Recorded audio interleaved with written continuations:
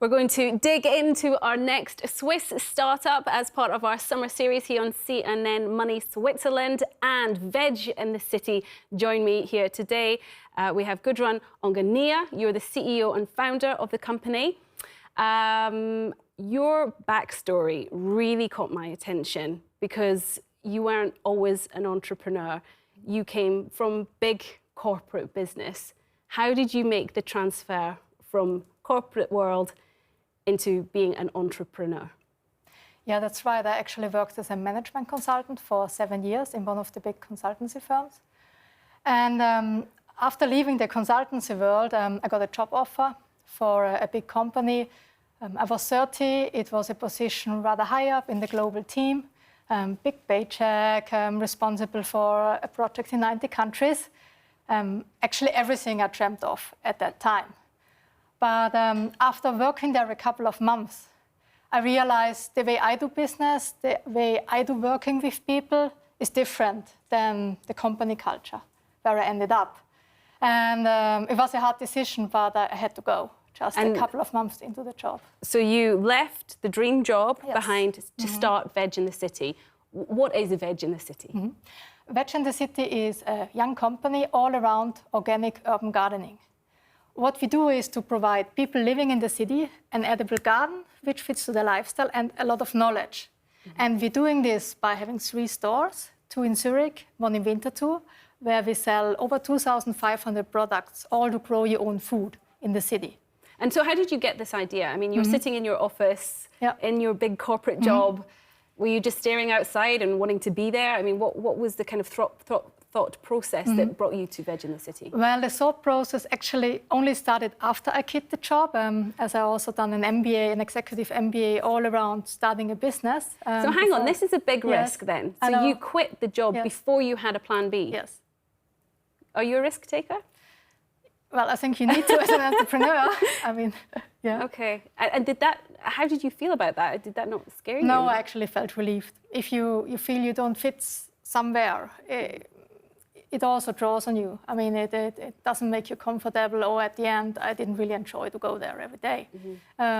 So I was relieved, and I knew from working as a business consultant for an amount of time, it also gave me the chance to actually have savings. So I knew I could take up to a year to really decide what I want to do, look for a job, etc. And so what's your background in gardening that kind of led to the company? I mean, I don't have any formal education in gardening. My employees obviously have. But I always loved to garden. My parents have a big garden. And I know even as a kid, I always wanted to grow potatoes or radishes. And it was the time in Switzerland when urban gardening slowly hit the country. It was all around Germany already. And there were other startups, like the urban farmers, going big in Switzerland.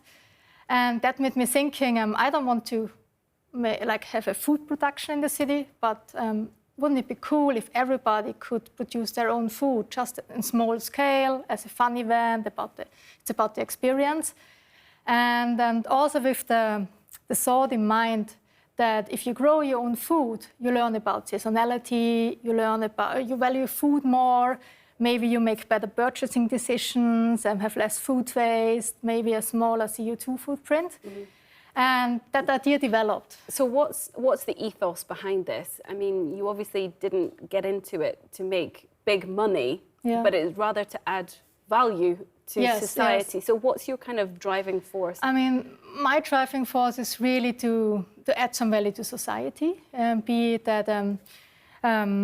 that people really relearn how we actually can survive by having food, how it grows, that it takes 100 days to grow a carrot, and the kohlrabi grows above the soil and not below the ground.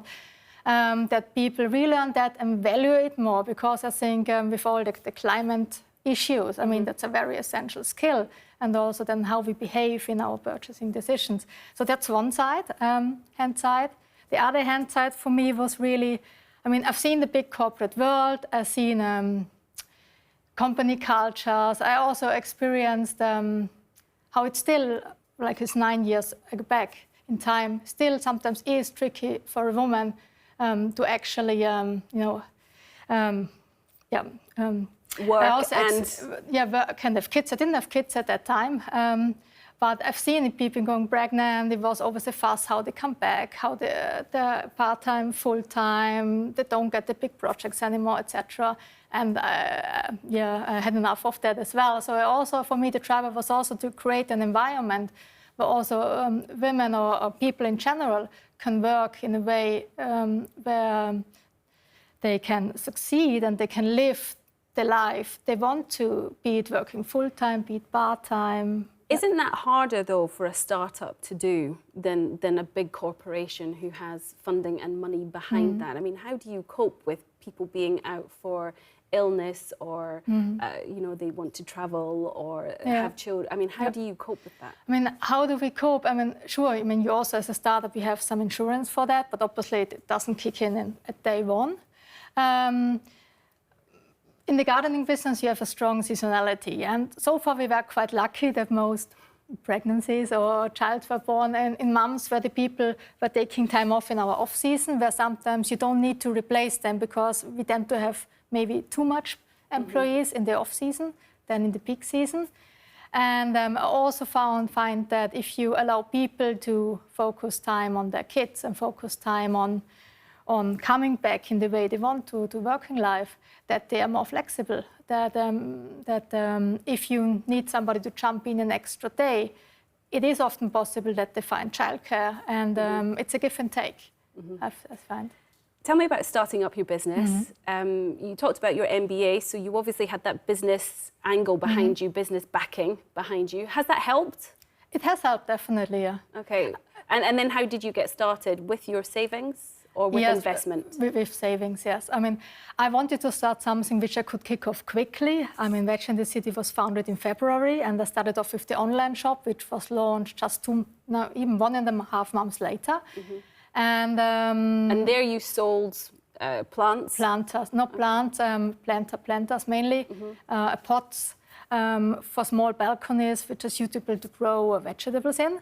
And at that time, there were many products not on the market in Switzerland, so I've done a lot of research online. I was going to trading shows to see which products are new, etc. And then I purchased them. I put them in my garage, and that's how it all started. I was driving the parcels to the local post office. So I imagine from what you're telling me, you started fairly easily. Yes. But then it's a big step up to have 3 stores, which you have now. Yeah. How did you do that part? How did I do that? Maybe to say first, I never had a deep business plan of Veg in the City. It was sold as an online shop. Then the courses, we teach a lot, and the classes developed. And then there was this opportunity coming up in Europaallee in Zurich with all these new shops.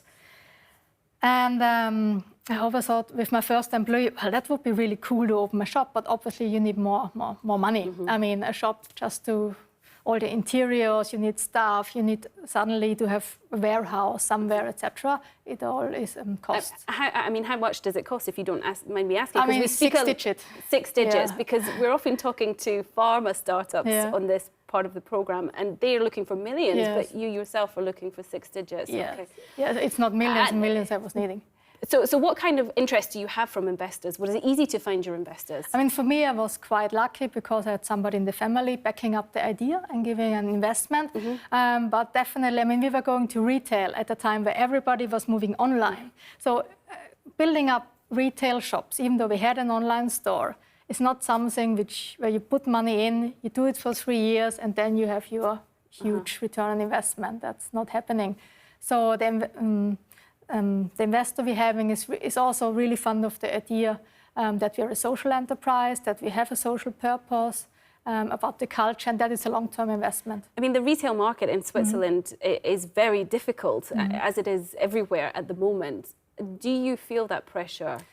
Not so much. We still have double-digit growth every year. And is that because of the social aspect, do you think? I think one part, yes. And also because our stores are like enlarged living room.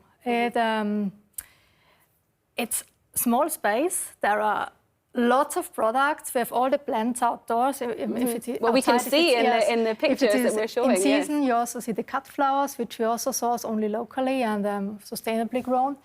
And And our employees, they're really knowledgeable. I mean, they have apprenticeship or they have education in gardening, also in how to cut flowers. This is very on trend, though, as well. Yes, I mean, you talked about urban farming and you're bringing this urban gardening thing, but, you know, there's a lot of interest in being, you know, self-reliant these days, eating more vegetables these days. Definitely. Has your business benefited from trends like that? Yes, definitely. I mean, also the trend to eat more alternative protein. I mean, beans, peas, soya beans, and everything you can grow on your own. Definitely, we also find all the superfood trend or sprouts. I mean, that's even in a sales.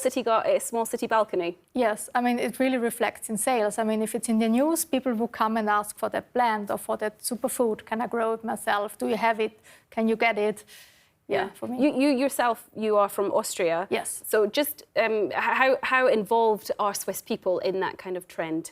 I mean, are they very receptive to it? How would you see things from your perspective? I find them very receptive. I mean, in general, Swiss people like to garden, but then you also find like our customers, they often start like from mid to end 20s, I found, up to mid 40s, and then you have 60 plus again.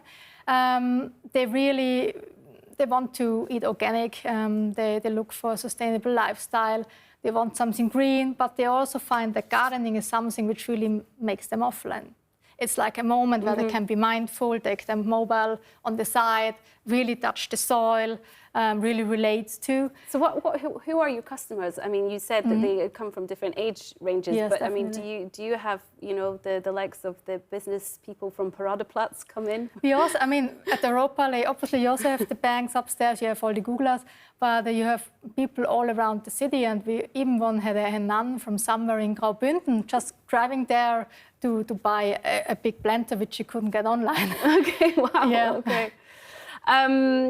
Why did you set it up here in Switzerland? You're from Austria. I mean, what's the difference in business practices? Well, I found it quite easy to set it up in Switzerland. And why in Switzerland? I moved to Switzerland in 2000, I think it was 2004. My partner is Swiss. I got to know him before, so that was the reason why I'm in Switzerland. And that's why I also wanted to found the company in Switzerland. And here I found it, I can found the company on my own. I don't necessarily need a partner for an LTT.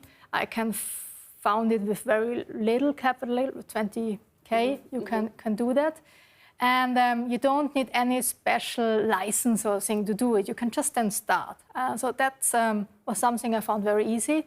And it was also at the time that for social enterprises, there's a big network, especially in Zurich, with the Impact Hub. It was very young at that time. Now it has 4 locations, but where you could connect to a community, where you could get advice, support in that respect, which really helped as well. What is success to you? Is it seeing something like this Swiss Chard in full bloom? Is that success to you? Or are you looking to take on international stores? I mean, I mean, for me, really, success is for the companies if our customers are happy, obviously. If they come back, if they come to the store and tell with, you know, with this glittering in the eye, the employee, look, my tomato is growing, or I harvested that, or it worked. But also if my employees are happy. If you go international, we get the questions often, and we sometimes also get interest from companies, other countries. Or if we even grow more and open more shops in Switzerland. I often find it a hard question because I kind of like the size we're having now. We're having these 3 stores, we're doing 120 classes a year. We have a very good planning and planting business, so we also do private balconies. We do gardens for the SPP. You saw one of them at one of the pictures in Bahnhof Enge, for example, for museums, for restaurants. It has a good size. I still know everybody, and I know not everything, that's okay, but I still know what's going on in a good amount.